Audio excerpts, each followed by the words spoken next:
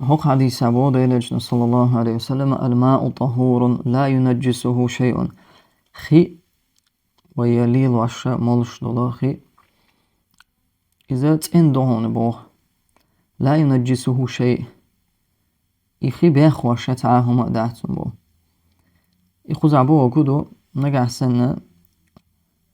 بيغ هنا تع نجاسات شهم تختاني قد جناح إخينا خي شاتنا قل رحت اندو إذا تشو قهتا يبيغ ديش تع بيغ نجاسات شا هما داتا شا إخي قل رحت اندونا لا مزئية مثلا قدوش تلوقدة اندو إذا الله هو اشتقال ندوق إذا بيغ دوش تندوش نجح سنة تنا شام يبواس يحج خيتلياتا ها إخي تندو هون إذا هاي لا مزن هاي غقن ديل دمكشتون إذا هو حديث وين هو قيتا بيان أن الأصل في الماء الطهارة خي مسالاتنا دحر دول حال هدو إذا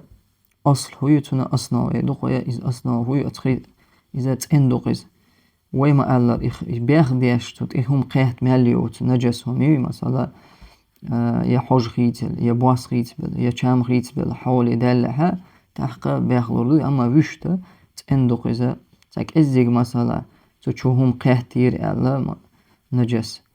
إذا بياخلوش تحت إذا خي مثلا ألسم خي دوحة تشو مثلا تاك إزيق نجسهم قيهتا يشام تخيتبل يبواس تخيتبل